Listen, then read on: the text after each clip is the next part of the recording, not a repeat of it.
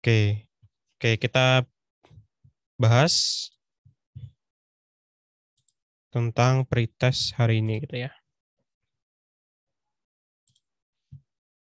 Oke, nah di sini tadi ya, di pertanyaan yang pertama, salah satunya gitu ya, mungkin tadi bentuknya shuffle atau gimana gitu ya. Saya lihat dulu. Oh ya, ini ya urutannya acak ya tadi ya.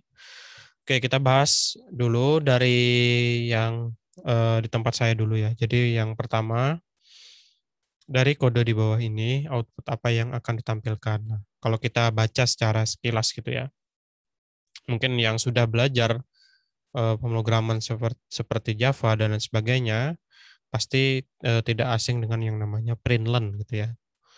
Println gitu. Nah, jadi di sini ada dua buah baris, println belajar Kotlin, kemudian println mobile dan web service gitu ya.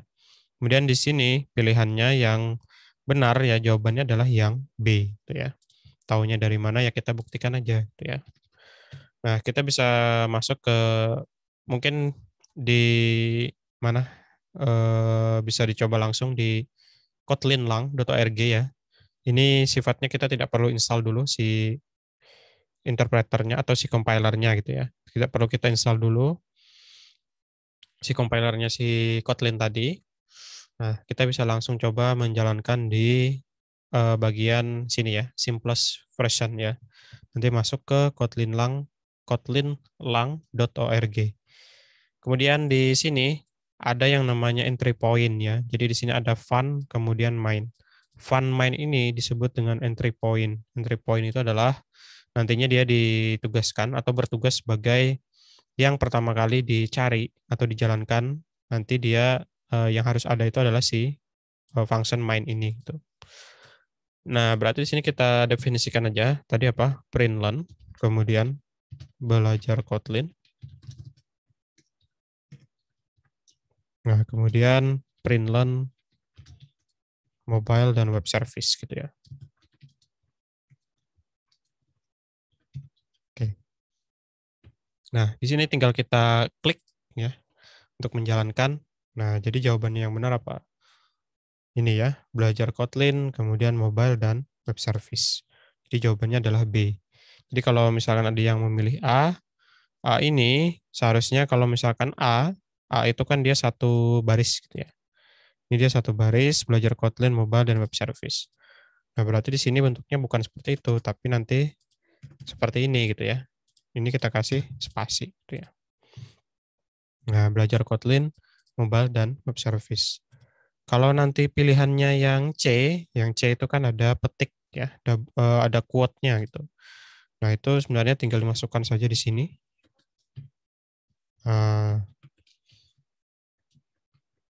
Nah, seperti ini gitu ya. Itu yang muncul belajar Kotlin, mobile, dan web service. Jadi yang benar adalah yang jawabannya belajar Kotlin, kemudian dia di bawahnya ada mobile dan web service. Kemudian selanjutnya ada pertanyaan lagi, tipe data dari variabel nama adalah gitu ya. Jadi untuk mendefinisikan variabel nanti di Kotlin bisa secara apa namanya kita tuliskan ya. Tipe datanya itu nanti apa gitu ya. Atau nanti dia bisa tidak perlu dituliskan, cuma nanti dia bakalan dideteksi di belakang. Misalkan tadi kita punya variabel nama, var nama, kemudian diikuti dengan Budi. Nah, nantinya si value Budi ini akan dideteksi tipe datanya apa gitu ya. Walaupun di sini kita tidak menyebutkan misalkan tipe datanya adalah X gitu ya. Nah, oke, kita print saja, print nama gitu ya. Jadi di sini yang muncul nanti adalah Budi. Nah, tipe data si Budi ini apa gitu. Kalau kita lihat dari cirinya, jadi hampir mungkin di semua bahasa pemrograman gitu ya, untuk mendefinisikan tipe data itu sebenarnya kayaknya tidak jauh berbeda gitu ya. Jadi contohnya ada Budi. Nah, Budi ini dia diapit dari double quote gitu ya. Double quote, kemudian di dalamnya atau petik ganda, kemudian di dalamnya ada Budi. Nah, ini adalah sebuah string gitu ya. Taunya itu adalah sebuah string di mana gitu ya. Kita cek aja if gitu ya.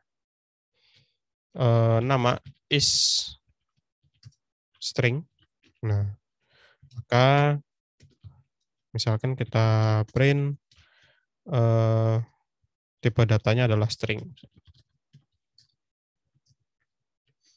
Else misalkan selain itu ya, akan tipe datanya bukan string ya.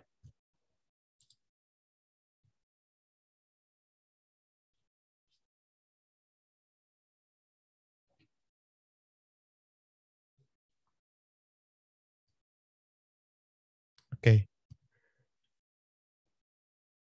Oke, nah selanjutnya kita coba jalankan. Nah, tipe datanya adalah string. Oke, sebentar ya. Saya cek dulu ada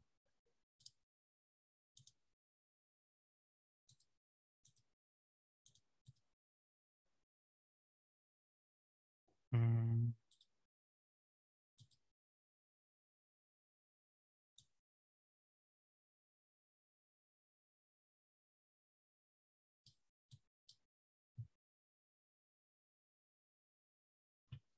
oke, sebentar saya cek.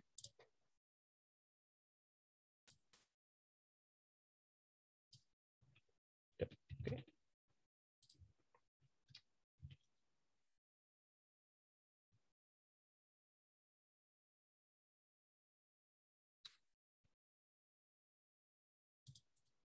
Oke.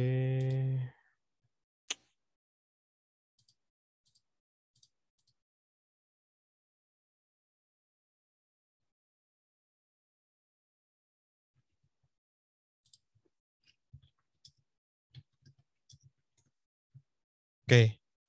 Nah, artinya apa? Artinya dia tipe datanya adalah sebuah string ya, si Budi. Misalkan kita ganti nih, bukan Budi gitu ya.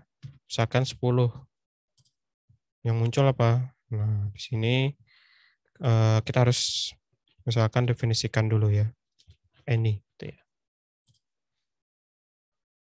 Nah, tipe datanya bukan string ya. Any ini maksudnya nanti dia bisa diisi tipe data apapun gitu ya. Kalau di sini kan karena kita menuliskan apa namanya tidak dituliskan secara langsung tipe datanya, maka tadi error ya. Cuma sebenarnya nanti eh, apa namanya? Soalnya tadi di sini kan tidak ada yang namanya string ya. Jadi nama ini bukan string tadi ya. Yang ini ya, bukan double, bukan apa gitu ya. Jadi ketika dicek dia tadi keterangannya incompatible gitu ya. Tapi nanti kalau kita sebatas mau pengecekan ini saja, gitu ya. Nah, kita bisa gunakan cara tadi, gitu ya. Jadi langsung saja, jika dia bukan string, maka nanti yang muncul adalah yang di bawahnya tadi, gitu ya. Jadi tadi si Budi.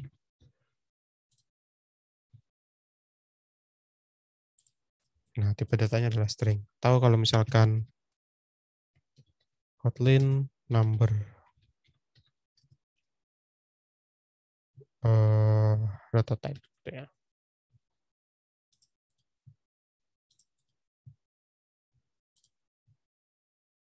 Bukan number ya, tapi any. Nanti teman-teman juga kita sampai ke materi ini nanti. Namanya adalah any. Any itu berarti dia nanti bisa dimasukkan ya, bisa dimasukkan tipe data yang jenisnya apa gitu ya. Kemudian, nah nanti dia mengikuti apa? Mengikuti mengikuti value-nya tadi gitu ya. Oke, nah berarti ini jawabannya adalah walaupun ini sebenarnya tidak dijalankan ya, tidak kita lakukan pengecekan, ini sebenarnya sudah bisa diketahui gitu ya. Tipe datanya adalah string. Jadi jawabannya adalah string. Kemudian tipe data dari variabel umur. Variabel umur di sini ya, var umur ya. Kemudian 21. Ini pun sebenarnya tanpa kita lakukan pengecekan, tanpa kita harus menuliskan coding seperti ini gitu ya. Ini sudah jelas gitu ya. Tipe datanya adalah integer karena dia bilangan bulat gitu ya. Kalau double nanti dia ada komanya, float juga ada komanya. Tapi nanti kalau float itu kita definisikan biasanya di belakang penandanya kita tambah dengan huruf F gitu ya untuk menandakan bahwa dia adalah sebuah tipe data float ya. Kemudian perbedaannya apa? Perbedaannya nanti dari jangkauan range-nya gitu ya. Jadi seberapa sederhananya seberapa banyak nanti kita bisa menuliskan digit untuk float ataupun nanti untuk double ya. Karena kalau dari ininya dari eh, formatnya itu nanti hampir sama gitu ya. Cuma nanti di belakang ada F-nya gitu ya. Untuk float. Oke. Nah, kalaupun mau dicoba, ya di sini tadi. Misalkan tadi umur. Oke, mungkin kita berikan aja any gitu ya.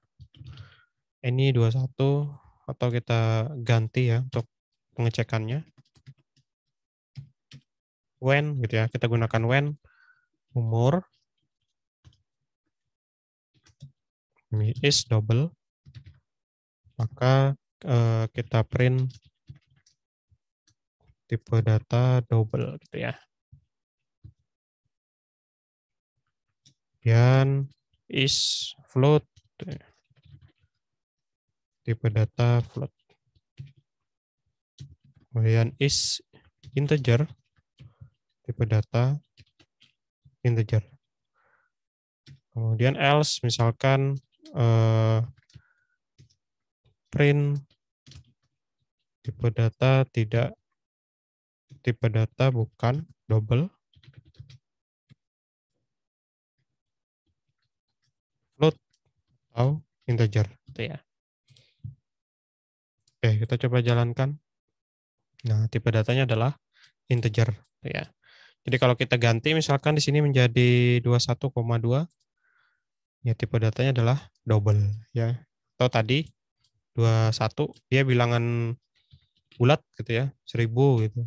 Tipe datanya tetap integer ya. Nah, kita bisa menggunakan when ya. Di Kotlin nanti ada yang namanya when.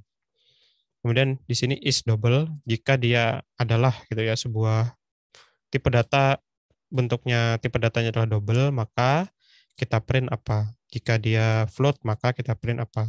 Jika integer kita print apa dan seterusnya ya. Berarti ini jawaban yang benar adalah integer ya. Kemudian eh, tipe data dari variabel berat. Nah, di sini berat 65,2 gitu ya. Jadi kita definisikan aja ulang. Misalkan sini berat, kemudian 52, 62,5 ya tadi ya. 65,2. 65,2 ya. Oke. Sini berat gitu ya. Kalau kita jalankan ini udah pasti ya. Jawabannya nanti adalah double gitu ya.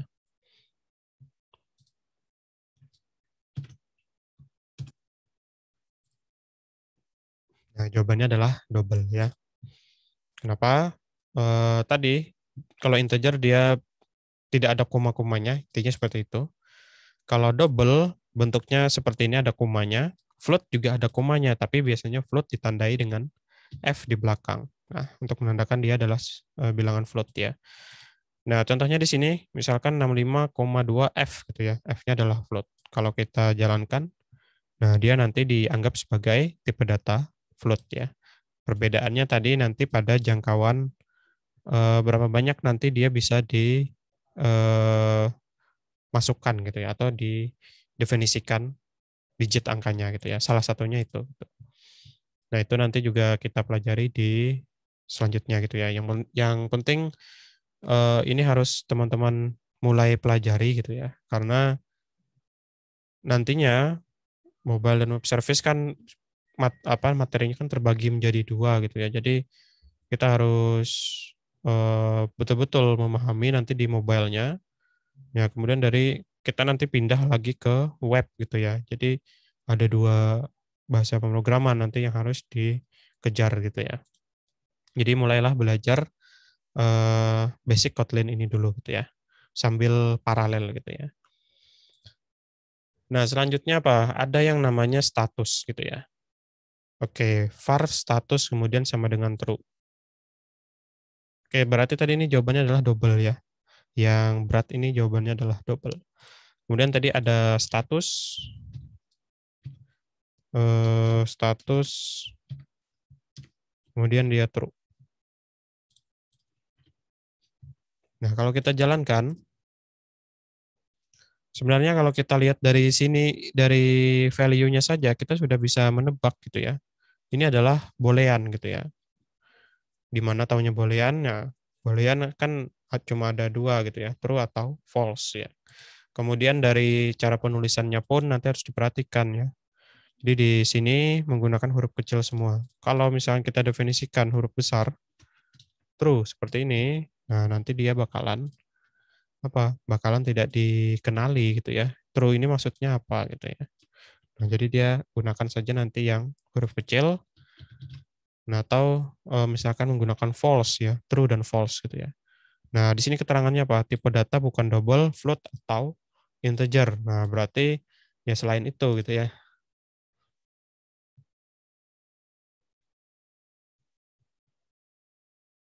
Kemudian kita lihat lagi,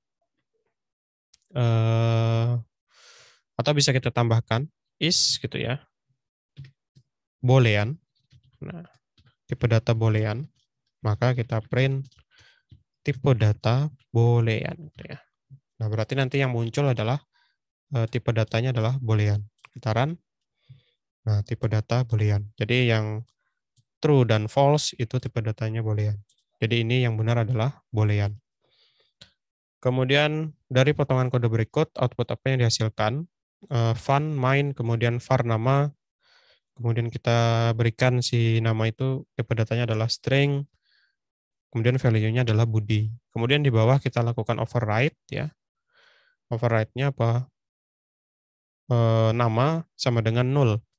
Berarti kita melakukan reassign gitu ya, atau mengoverride value-nya dengan value yang baru ya. Awalnya Budi kita berikan nilai 0. Kemudian kita print nama. Yang muncul apa gitu ya. Oke, ini kita hapus. Di sini menggunakan apa? Var gitu ya. Var nama, kemudian string, kemudian kita isi Budi.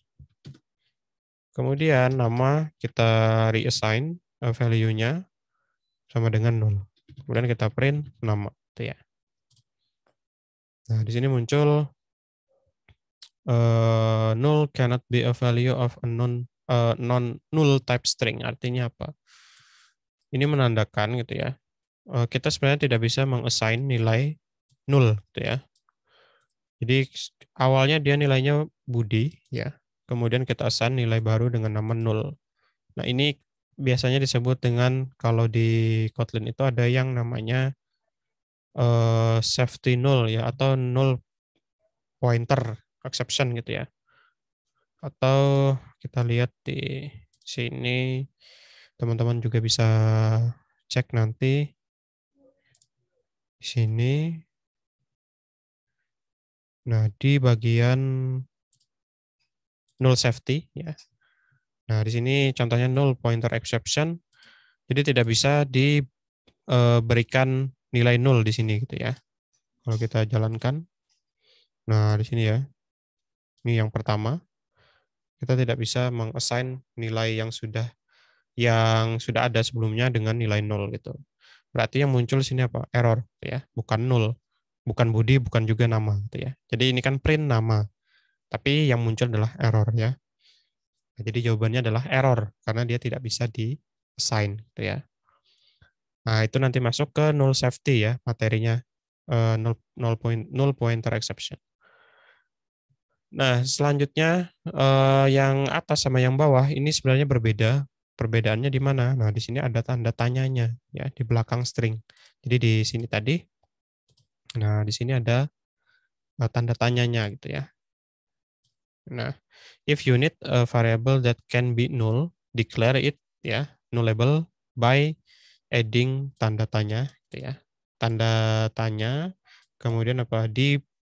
belakang atau di akhir dari tipe data gitu ya. Jadi kalau misalnya kita pengennya si variabel tersebut mempunyai nilai 0 ya, maka kita deklarasikan atau kita tambahkan di belakang tipe datanya ini dengan tanda tanya gitu ya, supaya nanti dia bisa di-set menjadi 0. Berarti di sini kita rubah string kemudian seperti ini gitu ya. Kita tambahkan tanda tanya. Nah, di sini dia tipe datanya value-nya itu sudah 0 gitu ya. Ya. Oke. Nah, jadi jawabannya adalah 0 di sini ya untuk yang ada tanda tanyanya. Kemudian dari potongan kode berikut yang dihasilkan adalah fun main var x y z gitu ya. Kita punya variabel x, variabel y dan variabel z. Kemudian x kita konversi ya. Sederhananya seperti itu to float gitu ya. Jadi kita casting atau kita convert menjadi float. Kemudian y-nya juga kita konversi atau kita casting menjadi float ya. X, Y, var X dan var Y ini kan tipe datanya tadi adalah integer ya. Kalau kita lihat secara sekilas seperti ini kan dia adalah integer. Kemudian kita konversi dia menjadi float. Berarti apa? Kalau float nanti 100 titik 100,0 gitu ya. Kemudian 50,0. 100,0 dibagi dengan 50,0 itu hasilnya adalah 2,0 ya. 2,0-nya bukan 2 menggunakan koma yang literally dia koma gitu ya, benar-benar koma gitu ya. Tapi kalau di matematika di mana di programming kan kita menuliskannya koma itu adalah dengan titik gitu ya, 2,0.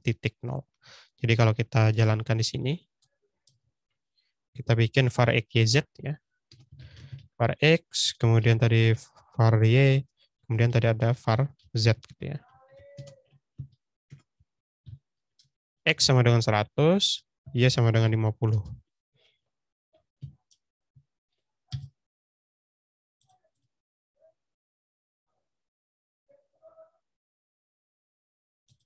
Kemudian X, Y, Z gitu ya.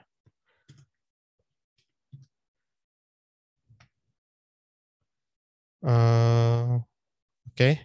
X tadi itu float ya. Atau kita gini dulu. X dibagi Y gitu ya. Kemudian di sini kita print Z gitu ya. Berarti hasilnya adalah 2 gitu ya. Karena dia apa? Karena dia sama-sama integer ya. 100 bagi 50 ya 2 gitu ya. Nah, tapi kita gantikan, kita casting gitu ya. Menjadi float, X-nya menjadi float, kemudian Y-nya juga menjadi float. Otomatis di sini si Z juga mengikuti hasil dari eh, pembagian X dan Y yang sudah dikonversi menjadi float gitu ya. Jadi kalau dijalankan, yang keluar nanti adalah 2,0 gitu ya. Nah, seperti ini. 2,0. Berarti jawabannya adalah 2,0 gitu ya. Ini yang benar, bukan 2,0 yang di bawah sini gitu ya. Oke, nah selanjutnya ada val. Val nama sama dengan Budi.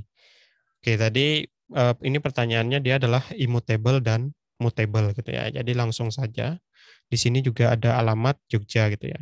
Tapi menggunakan var. Nah, tadi kita dari awal menggunakan var semua gitu ya. Nah, sekarang kita ganti val nama sama dengan Budi gitu ya. Kemudian eh, apakah dia sifatnya mutable atau immutable gitu ya. Nah, kita coba aja. Immutable itu kan dia tidak bisa di assign ulang gitu ya, atau tidak bisa ditulis ulang value-nya gitu ya. Jadi tidak bisa di override lah ibaratnya, atau ditulis ulang value dari variabel tersebut. Nah, kita coba aja nama sama dengan Andi gitu ya. Kemudian kita print nama gitu ya. Kalau dia bisa nanti menampilkan Andi, berarti ini disebut dengan mutable ya. Kalau tidak bisa, berarti dia immutable. Nah, di sini ya. Keterangannya apa? Val cannot be reassigned. Artinya, ketika menggunakan val, ini mirip-mirip semacam menjadi konstanta gitu ya, atau nilainya tetap gitu, atau tidak bisa di reassign lagi gitu ya. Jadi, nah kalau di error seperti ini disebut dengan immutable gitu ya. Jadi berarti jawabannya yang ini adalah immutable. Atau bahasanya tadi konstanta atau read only gitu ya. Dia cuma bisa dibaca tapi tidak bisa di edit gitu ya. Tidak bisa diedit ulang si value-nya. Tuh. Oke, nah sekarang kita ganti gitu ya. Di sini menggunakan var. Var nama Budi, kemudian nama Andi. Kalau kita jalankan, nah dia berubah menjadi Andi gitu ya. Yang awalnya Budi menjadi Andi. Berarti var secara sifatnya tadi itu dia mutable gitu ya. Artinya dia bisa diubah gitu ya. Bisa dibaca value-nya dari variabelnya, kemudian dia bisa ditulis ulang gitu ya. Si value dari variabel tersebut ketika menggunakan var. Artinya dia mutable. Oke, nah itu tadi ya reviewnya untuk yang pilihan ininya, pilihan bentuknya multiple choice gitu ya. Kemudian yang bawahnya sini, apa yang dimaksud dengan sifat variabel immutable? Nah, ini udah terjawab ya. Immutable itu artinya dia tidak bisa di reassign ulang gitu ya. Kalau dia sudah dideklarasikan, value-nya itu ya tidak bisa di reassign gitu ya. Tahu tadi dia tuh read only gitu ya. Itu sederhananya dulu seperti itu pengertiannya gitu ya.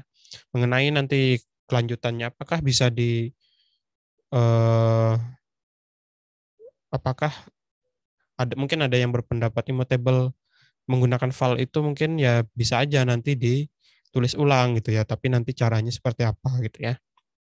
Tapi kalau kita lihat dari basicnya, dia sifatnya adalah read only ya, karena menggunakan val. Kemudian yang mutable artinya dia bisa dibaca, bisa ditulis ulang gitu ya. Jadi dia bisa dimodifikasi value yang sebelumnya gitu. Nah, kemudian yang terakhir perbedaan println dan fungsi print apa gitu ya. Println ya otomatis dia akan membuat baris baru gitu ya, atau nanti semacam ada enternya gitu ya. Kemudian kalau print biasa ya dia tidak membuat baris baru gitu ya. Jadi tadi eh, jawabannya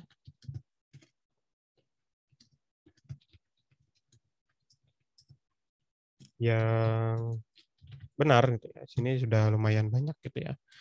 Jadi kalau dilihat ya. Nah, di sini 70 ini adalah nilai apa ya? Belum saya tambahkan dengan nilai 3 ini tadi ya, 3 apa 3 apa namanya? Yang isian ya. Tapi sudah saya cek rata-rata itu jawabannya benar gitu ya. Nah, misalkan di sini nilai Anda 60 gitu ya. 60 ini ya tinggal ditambahkan dengan 3 poin tadi gitu ya. Berarti apa? 6 tambah 3 90.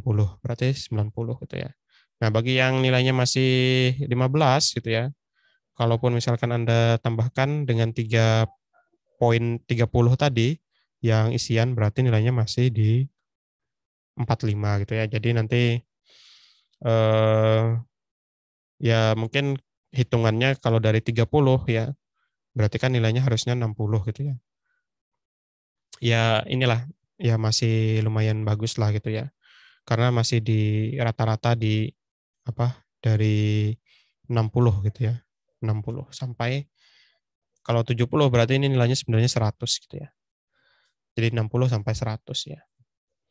Oke, nah itu pretestnya gitu ya. Jadi harapannya karena kalau kita mengandalkan nanti urutan pembelajaran materi di praktikum ataupun di teori nanti teman-teman takutnya kan kalau kita bicara kalau mengikuti RPS ya itu di sini apa di pertemuan mulainya di pertemuan ke-6 gitu ya. Nanti takutnya pertemuan ke-6 dan ke-7 eh, banyak yang akan kita bahas. Nah, takutnya nanti apa ada yang belum sempat kita bahas nantinya gitu ya. Jadi mulai sekarang itu tidak apa-apa kita bahas dulu ya sebagai apa ibaratnya ini kita sisipkan di pertemuan-pertemuan awal, kemudian nanti kita lanjutkan dengan materi yang seharusnya gitu ya. Oke, nah, oke kita pindah ke, oh ya, teman-teman juga satu lagi ya, nanti masuk ke kotlinlang.org, teman-teman bisa belajar Kotlin. Di sini ada more example tadi, ini bisa diikuti. Jadi sudah bisa langsung di run ya, tanpa perlu kita harus install sesuatu lagi di tempat kita. Nah, nanti sudah ada panduannya bagaimana membuat function gitu ya. Bagaimana di sini sudah juga dijelaskan tiap langkah-langkahnya seperti apa. Kemudian sampai ke di sini control flow kita juga belajar nanti. Nah, ini contohnya tadi yang menggunakan when ya. Kemudian ada loop nanti untuk perulangan menggunakan while, do while atau for dan seterusnya gitu ya. Tahu kalau teman-teman misalkan saya sudah mengerti Pak ini semua gitu ya. Ya udah teman-teman coba aja lagi nanti yang object oriented gitu ya. Seperti apa contohnya ini. Jadi kita bikin sebuah kelas namanya greeter, ada parameter file name gitu ya, kemudian string parameternya namanya adalah name, tipe datanya nanti adalah string, kemudian di dalamnya kita bikin sebuah function namanya greet, kemudian ada fungsi print learn gitu ya. Nah, di sini tetap membuat yang namanya fun main ya, karena tadi si fun main adalah entry point. Kalau kita bahas di sini ya di awal-awal, teman-teman akan lihat nah entry point di Kotlin itu adalah main function ya. Nah, jadinya apa? Si main function itu harus dideklarasikan gitu ya. Supaya apa? Supaya dia bisa dijalankan yang lainnya gitu ya. Karena pertama kali dipanggil itu sih main tadi gitu. Nah, dulu sebelum versi yang sekarang itu kan 1.5 ya kalau nggak salah Kotlin itu versinya. Nah, 1.5.31 ya. Sebelum versi 1.5 atau di sini 1.3 gitu ya. Semenjak 1.3 itu sebelum 1.3 itu ketika mendeklarasikan function main itu harus menuliskan yang namanya parameter seperti ini gitu ya. Argumen gitu ya. Kemudian array string seperti ini gitu. Tapi yang terbaru 1.3 ke atas itu kita tidak perlu lagi mendefinisikan yang seperti ini. Jadi kalau teman-teman ketemu tutorial, kenapa di mainnya itu harus dituliskan ada parameternya gitu ya. Sementara misalkan di yang saya pelajari misalkan di perkuliahan itu tidak perlu menuliskan gitu. Nah, jawabannya adalah karena versi 1.3 mungkin tutorialnya itu adalah 1.3 ke bawah gitu ya. Makanya masih ada penulisan argumen seperti ini gitu. Tapi kalau 1.3 mulai 1.3 ke atas itu nanti kita tidak perlu lagi menuliskan si argumennya tadi gitu ya. Jadi di sini tetap bisa jalan gitu ya. Kemudian kalau pengen belajarnya cepat ya, teman-teman googling aja cheat sheet gitu ya, Kotlin ya. Nah, di sini banyak ya. Misalkan yang versi PDF gitu ya. Nah, kita cari aja banyak di sini cheat sheet untuk versi PDF gitu ya.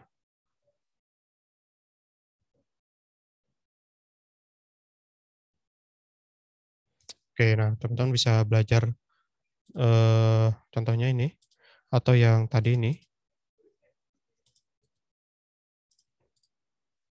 Nah, jadi ibaratnya satu file ini teman-teman sudah bisa memahami gitu ya. Sudah bisa memahami misalkan cara mendeklarasikan basic gitu ya. Dari basic mendeklarasikan fungsi main, mendeklarasikan entry point-nya, caranya gimana? Nah, caranya seperti ini. Mendeklarasikan sebuah function, misalkan kita buat sebuah function yang namanya sum. Kemudian dia punya dua parameter A dan B, kemudian nanti return-nya dia berupa integer. A kita set menjadi integer, tipe datanya B juga integer. Kemudian di sini ada return A plus B gitu ya.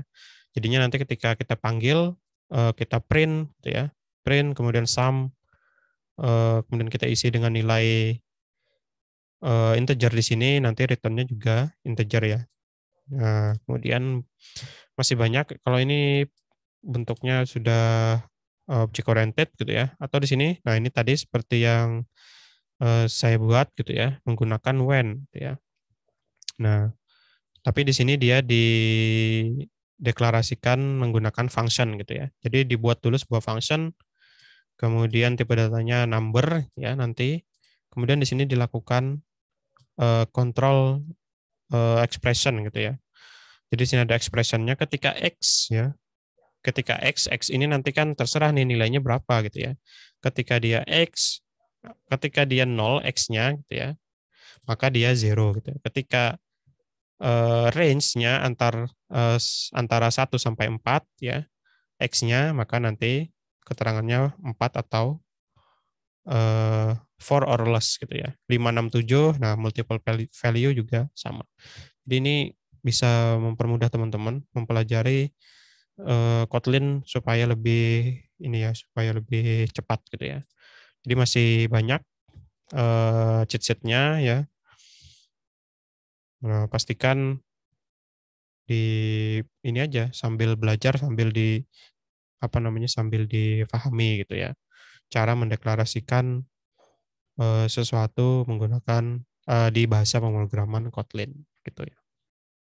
Oke, nah itu untuk materi pretestnya ya. Kemudian saya balik ke materi yang sekarang. Jadi materi yang sekarang sebenarnya sudah pernah kita pelajari di pertemuan sebelumnya. Cuma di materi ini saya buatkan modul supaya teman-teman bisa di rumah nanti mengikuti. Saya carikan dulu. Tadi itu materinya adalah instalasi Android Studio ya. Ini bisa dicoba di rumah nanti. Nah, untuk instalasi Android Studio, ya kita masuknya ke developerandroid.com gitu ya. Kemudian langsung saja nanti klik download gitu ya. Sebenarnya secara otomatis si Android Studio itu kan download Android Studio ya. Download Android Studio secara otomatis kan dia mendeteksi apa sistem operasi kita gitu ya. Nah, di sini muncul Windows 64 bit gitu.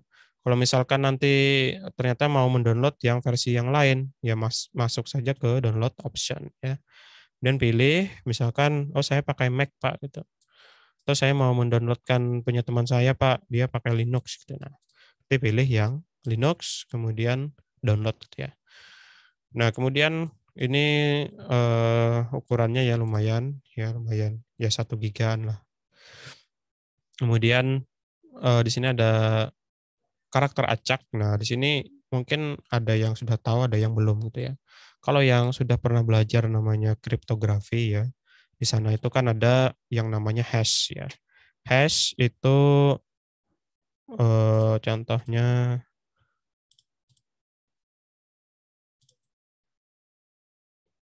oke. Contohnya di sini kan kita punya file yang namanya androidstudio.exe gitu ya. Nah, di sini saya punya satu buah aplikasi namanya file checksum utility. Kemudian saya arahkan ke Android Studio gitu ya. Ini agak lama nanti, jadi kita tunggu saja karena dia nanti melakukan proses hashing gitu ya. Hash itu di kriptografi sifatnya adalah one way, satu arah.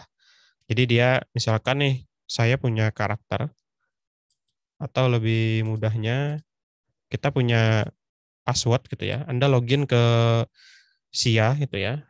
Kemudian password Anda misalkan admin gitu ya. Admin 123. Nah, yang disimpan di database bukan admin 123 gitu ya.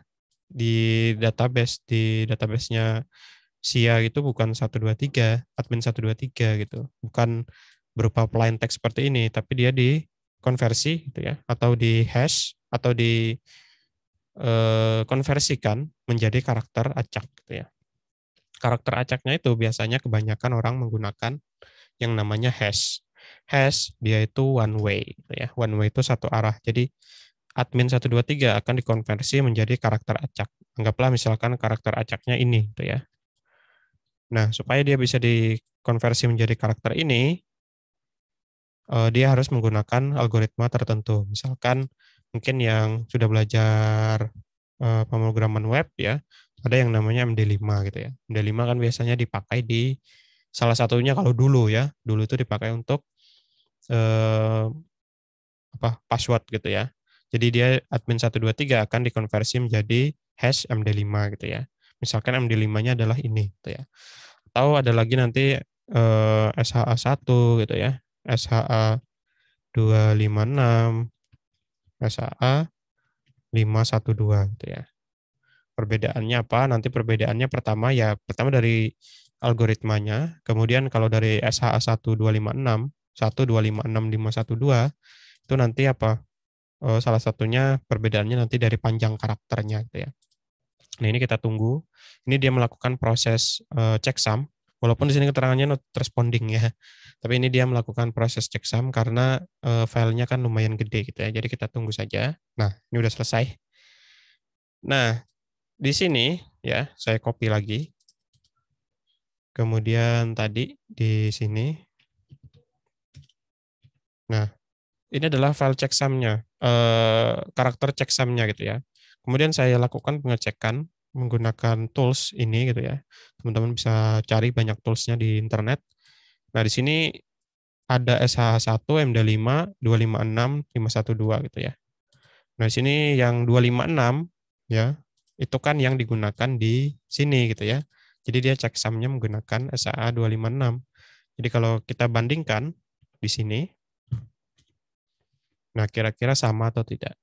Nah, jawabannya sama gitu ya. Walaupun sini mungkin karakternya huruf besar, huruf kecil gitu ya.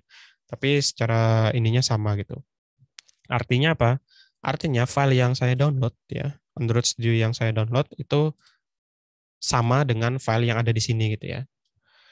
Nah, untuk apa kita mengerti ini gitu ya? Walaupun mungkin ya teman-teman ya download aja gitu. Yang penting ukurannya sekian ya udah gitu ya, selesai gitu. Nah, tapi biasanya kalau kita bicara eh, integritas data gitu ya, data integrity, misalkan kita punya file gitu ya, atau tadi ya, kita punya karakter string admin 123.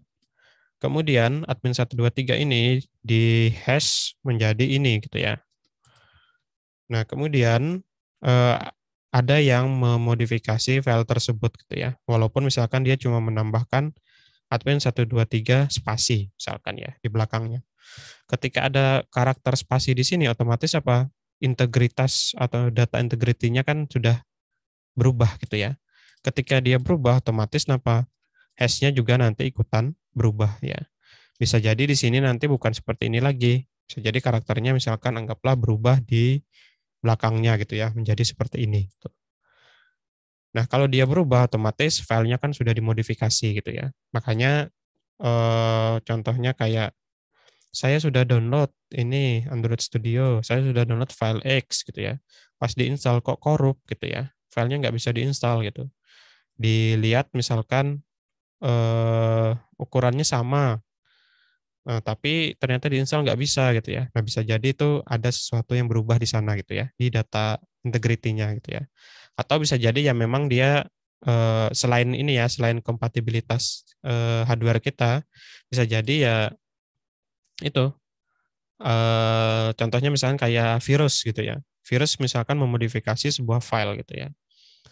Nah, ternyata dia masuk ke dalam file tersebut, kemudian ketika diklik dia akan menyebar gitu ya. Nah, itu bisa saja terjadi gitu ya. Misalkan file aslinya tadi hash-nya adalah seperti ini. Setelah dimasuki virus, integrity filenya kan berubah gitu ya.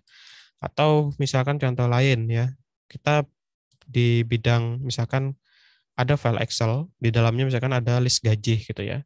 Jadi list gaji misalkan si X, Y, dan Z gitu. Gaji X 10 juta, gaji Y 5 juta, gaji Z 2 juta gitu ya. Kemudian file tersebut akan dikirimkan ke divisi keuangan gitu ya, karena nanti akan dicairkan. Nah, ternyata di perjalanannya ada yang melakukan penyadapan gitu ya, atau merubah datanya gitu ya. Jadi yang Z awalnya 2 juta diganti menjadi 10 juta. Yang X awalnya 10 juta diganti menjadi 2 juta. Misalkan di bagian keuangan itu dia tidak apa namanya, tidak melakukan pengecekan ulang gitu ya, karena dia ya terima data kemudian langsung dicairkan misalkan. Nah, biasanya hal yang seperti itu ya. Jadi harus dipastikan integritinya berubah gitu ya. Dia sudah tidak seperti file yang awal tadi gitu ya. Walaupun misalkan isinya 10 juta sama 2 jutanya cuma dibalik gitu ya, tapi dia sudah berubah gitu ya. Nah, jadinya ketika dia berubah, otomatis ketika kita lakukan yang namanya checksum terhadap file tersebut, itu juga pasti berubah gitu ya. Berbeda dengan file yang awal gitu. Nah, ini bahasannya biasanya kalau kita masuk ke keamanan data gitu ya, atau keamanan informasi. Cuma intinya ya, checksum ini untuk apa ya, itu tadi untuk mencocokkan apakah file yang kita download ini sama persis ya, bukan sama persis tapi memang sama dengan yang di web aslinya seperti ini gitu ya. Nah, jadi contohnya ini, nah ini kan dia sama persis ya, artinya tidak ada modifikasi lain lagi di file tersebut ya. Jadi tidak ada yang memodifikasi file tersebut secara internal ataupun eksternal gitu ya. Jadi ini memang file yang sama. Jadi kalau misalkan diinstal ternyata tidak bisa, nah itu berarti bisa jadi adalah masalah compatibility dari sistem operasinya gitu ya, atau dari hardware-nya. Kalau aplikasinya berarti dia tidak ada masalah apapun gitu ya. Nah, itu sekilas checksum gitu ya. Oke, kita balik lagi ya. Kalau nanti masuk ke, kalau pengen lihat requirement-nya itu seperti ini ya. Cuma ya misalkan ya kita tahu sendirilah kalau mobile nanti dia memang dia banyak ini ya, lumayan banyak ini ya. Bukan lumayan banyak, tapi requirement-nya lumayan agak gede gitu ya. Cuma jangan khawatir gitu. Ya yang paling penting dicoba dulu aja diinstal. Kemudian misalkan Pak RAM saya cuma 4 giga gitu ya. Gimana? Ya udah install aja nggak apa-apa gitu ya. Cuma nanti apa? Ya diakalin misalkan untuk menjalankan emulatornya tidak menggunakan misalkan emulator yang berasal dari Android-nya sini gitu ya. Tapi kita berasal dari emulator luar gitu ya, yang lebih ringan misalkan, atau mau menjalankannya melalui apa, real device misalkan gitu ya. Jadi handphone kita langsung. Oke, selanjutnya nanti di-download, tinggal dijalankan. Kemudian seperti biasa untuk instalasi klik next next saja gitu ya. Kemudian di sini jangan lupa centang aja dulu Android Virtual Device-nya ya. Kemudian di sini lokasinya, kemudian jangan lupa minimal 500 mega space kosong minimal gitu ya. Nah, nanti selanjutnya pasti nanti ada tambahan instalasi lagi gitu ya. Jadi ukuran space yang tersedia harus lumayan besar lah ya, atau cukup lah. Kemudian proses instalasi, nah sampai dia komplit gitu ya. Kalau sudah sampai sini, instalasi Android Studio, langkah di tahapan pertama itu sudah selesai. Kemudian klik finish. Nah, kalau ininya dicentang berarti nanti dia bakalan jalan ya. Kemudian biasanya ada konfigurasi awal ya. Pertama kali kita install Android Studio muncul pesan seperti ini gitu ya. Nah, kemudian di sini kita pilih aja yang do not import setting gitu ya. Kemudian yang selanjutnya ada data sharing. Data sharing ini kalau misalkan teman-teman pengen mempersilahkan gitu ya, mengizinkan Google untuk mengkolek data penggunaan Android Studio, gitu ya, silakan diklik aja send usage gitu ya. Tapi kalau di sini misalkan tidak ingin ya kita klik aja don't send ya. Jadi nanti tidak ada data yang dikirimkan. Kemudian langkah selanjutnya muncul nanti Android Studio Setup Wizard, ini diklik next saja. Nah, kemudian untuk instalasi type-nya, install type-nya pilih yang standar ya. Jadi kita pilih yang recommended ya for most user ya. Jadi standar aja. Yang custom ini dilewatin saja dulu gitu ya. Kemudian nanti ada pilihan menggunakan tema. Temanya apa? Temanya ada dua. Ada yang putih, ya putih terang, sama yang gelap ya. Yang gelap ini namanya Darkula, ini ya, Darkula. Kemudian yang putih namanya Light, gitu ya. Nah, misalkan sini saya pilih yang gelap, gitu ya, yang Darkula. Dia nanti muncul SDK komponen setup. Nah, di sini kita nanti perlu koneksi internet lagi nih, gitu ya, sama space kosong lagi. Karena nanti ada proses download dan instalasi ke tempat kita ya untuk komponen-komponen si SDK-nya gitu. Kalau sudah di sini klik next ya, yang bagian virtual device ini dibiarin saja, tidak usah diklik karena kita sudah menginstal di langkah yang pertama tadi. Kemudian muncul verify setting, ini adalah list review instalasi apa saja yang settingan instalasi apa saja yang akan kita pakai gitu ya. Kemudian proses klik finish ya. Kemudian nanti dia melakukan yang namanya downloading komponen. Disinilah prosesnya nanti yang lumayan lama gitu ya. Tergantung koneksi internet, tergantung spesifikasi dari komputer kita gitu ya. Tapi ini ditunggu saja sampai nanti dia selesai proses instalasi gitu ya. Nah, kalau sudah selesai, nanti muncul button finish. Nah, ini udah selesai artinya untuk instalasinya gitu ya. Berarti udah install yang pertama, install yang kedua, SDK komponen. Kemudian untuk menjalankan Android Studio, ya sudah tinggal jalankan seperti biasa gitu ya. Klik project, kemudian di sini nanti ada new project ya di tengah sini, seperti ini. Nah, klik new project, kemudian pastikan template-nya menggunakan PON ya. Kalau Wear OS itu biasanya untuk salah satunya adalah nih ya, mungkin smartwatch ya, mungkin menggunakan Wear OS gitu ya. Kemudian Android TV ini ya mungkin yang smart TV gitu ya. Yang otomotif ini untuk yang service mungkin yang ada di mobil gitu ya. Kayaknya sih seperti itu gitu. Atau yang berhubungan dengan otomotif ya. Karena kita tidak menggunakan yang tiga ini ya kita pilih yang paling atas ya. Phone and tablet. Kemudian di sini kita pilih empty activity. Yang lainnya banyak ya macam-macam tapi sementara kita abaikan dulu gitu. Kita pilih empty activity, kemudian klik next. Nah, di sini sudah saya jelaskan juga. Nah, di sini contohnya my application kita beri nama misalkan aplikasi pertama gitu ya. Kemudian nanti ada package name. Package name biasanya di sini defaultnya adalah example. Jadi com.example. Nama projectnya gitu ya. Kalau teman-teman cek di handphonenya ya di file manager gitu ya, cari aja. Biasanya ada tuh yang untuk aplikasi-aplikasi itu diawali dengan com, kemudian diikuti dengan nama paketnya apa, diikuti dengan nama projectnya gitu ya. Kemudian save location ini bebas nanti teman-teman pilih mau menyimpan dia di mana gitu ya. Kemudian untuk language-nya ini yang paling penting, gunakan Kotlin ya, jangan gunakan Java. Karena nanti materinya kan kita Kotlin gitu ya. Kemudian untuk minimum SDK ini sederhananya adalah target minimal si aplikasi kita nanti bisa dijalankan di API level versi berapa gitu ya, atau Android versi berapa. Misalkan kita set menjadi Android 5 gitu ya. Nah, berarti nanti minimum SDK-nya dia cuma bisa, si aplikasinya cuma bisa running di paling minimal di Android 5 gitu ya. Kemudian kalau bingung itu maksudnya apa, diklik aja di sini help me choose gitu ya. Nah, di sini kan keterangannya apa di setiap setiap apa namanya setiap versi dari API level dia setiap naik itu kan pasti nanti ada pembaruan gitu ya. Selain pembaruan, ada juga nanti fungsi-fungsi yang sudah misalkan di 21 ada fungsi X. Di 25 bisa saja nanti fungsi X tersebut sudah deprecate gitu ya. Atau sudah tidak digunakan lagi gitu ya.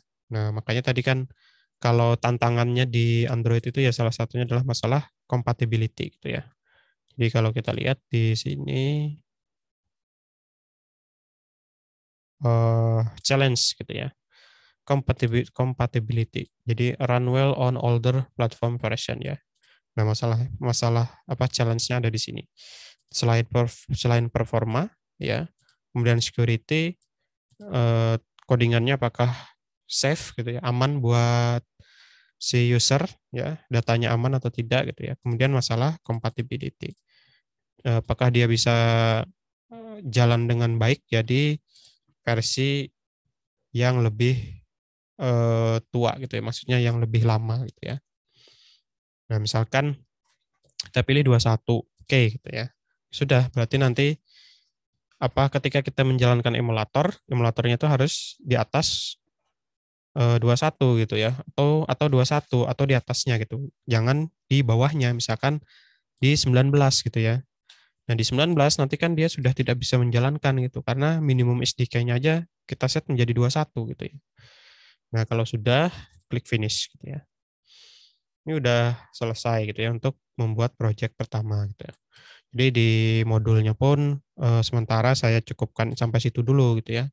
Sampai kita benar-benar bisa membuat project pertama gitu ya.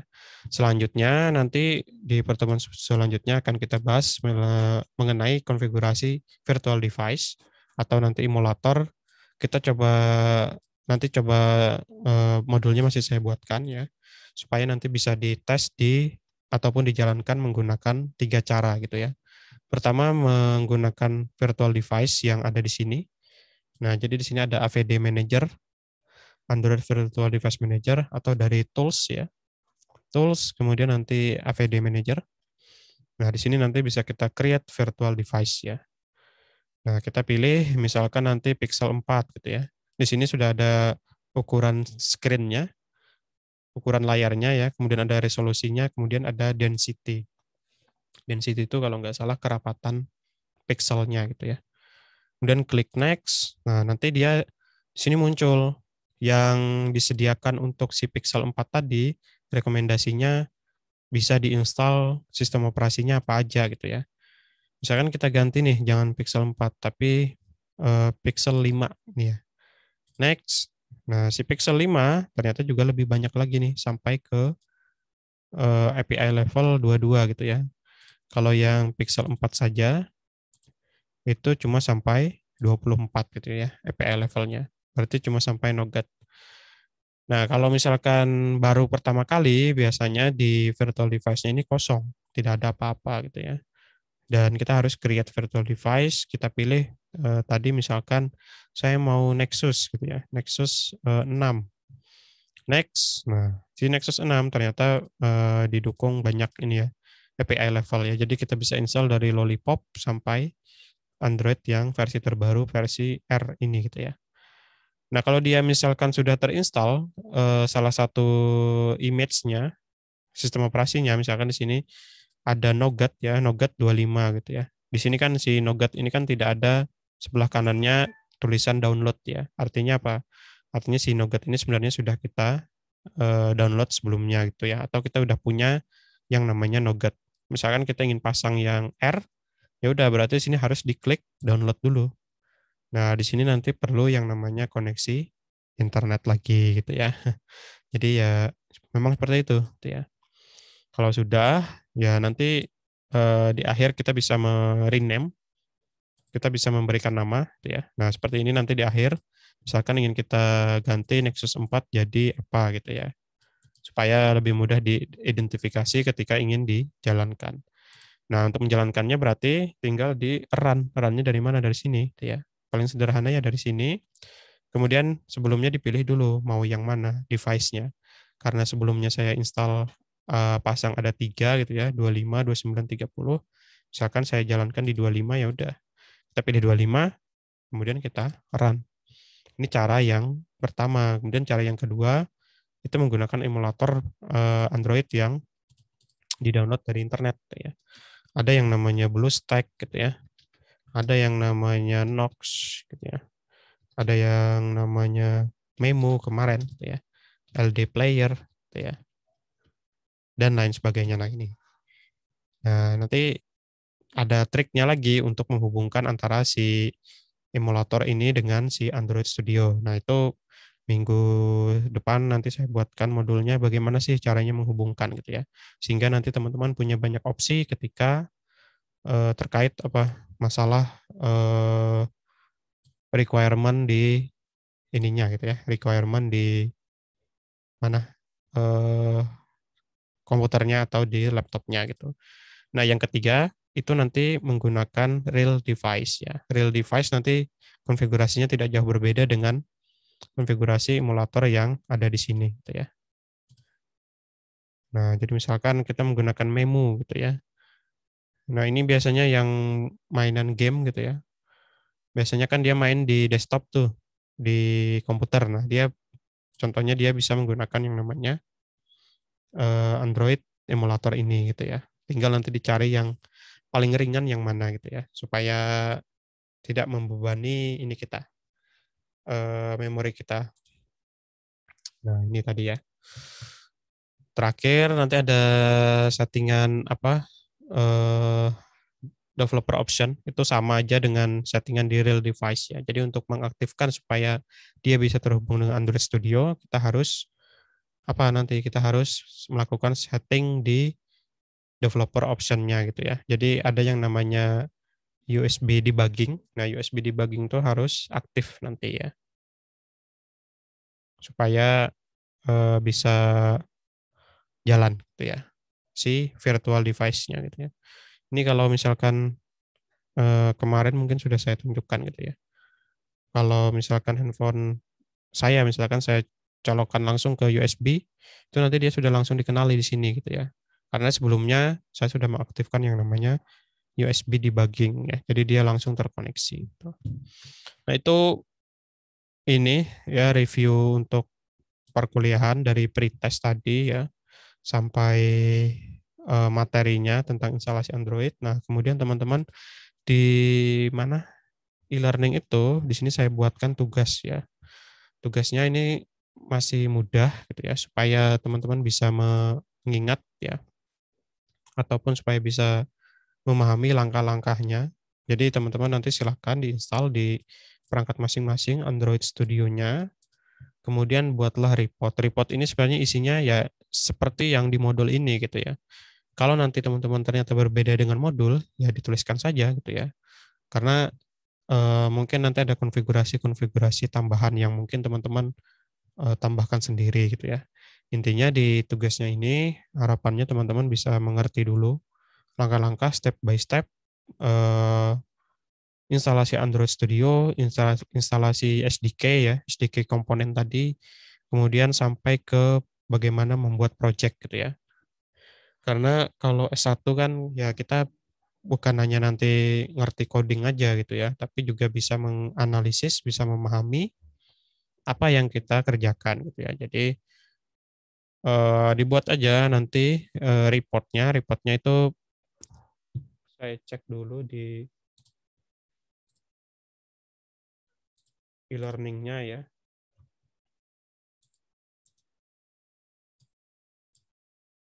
Nah, ini yang oke, ini ya. Nah, silakan nanti dicek ya. Oh iya, ini belum presensi ya. Oke, saya share ya kode presensinya. Kita share dulu ya sambil teman-teman bisa presensi.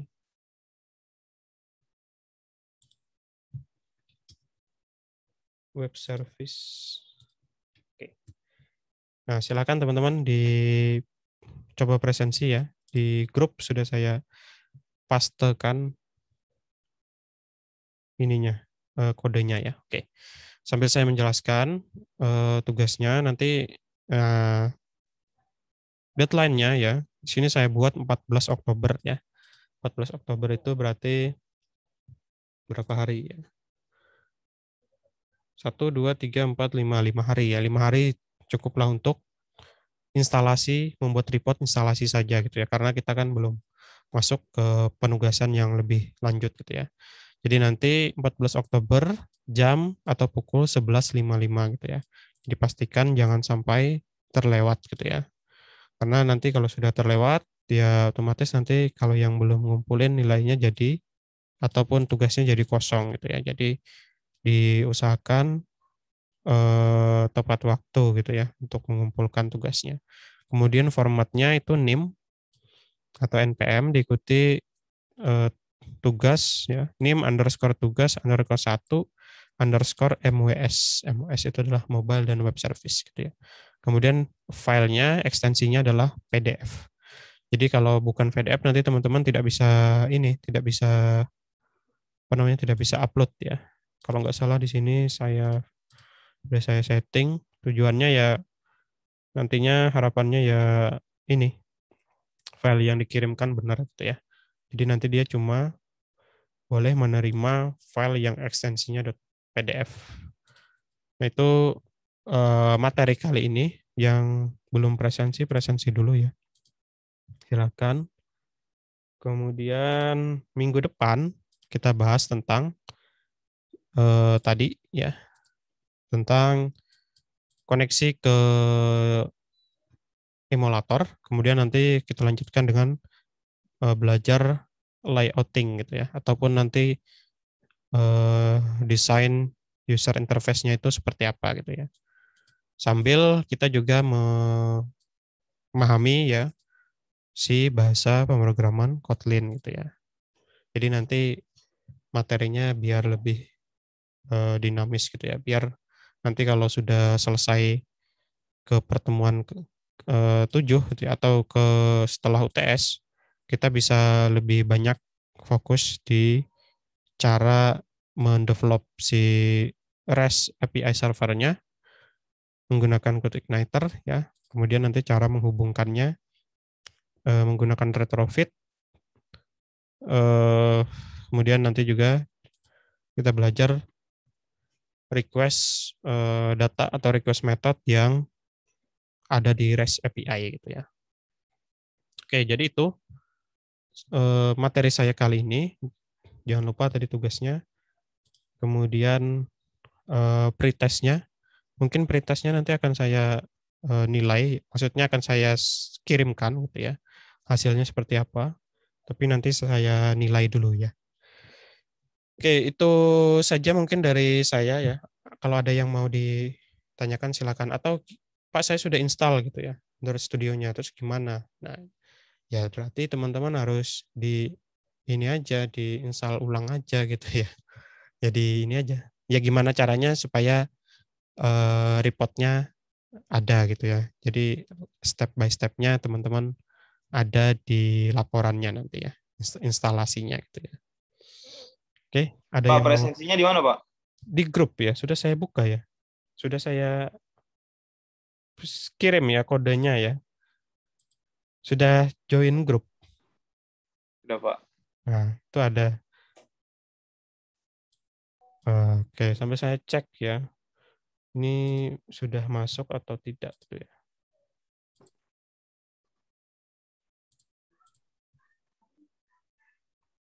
Oke.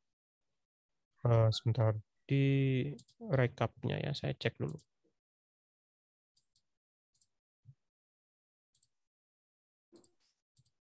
Oke, sudah ada yang presensi ya, banyak yang presensi. Jadi yang tadi belum presensi di grup ya, kode ininya, kode presensinya.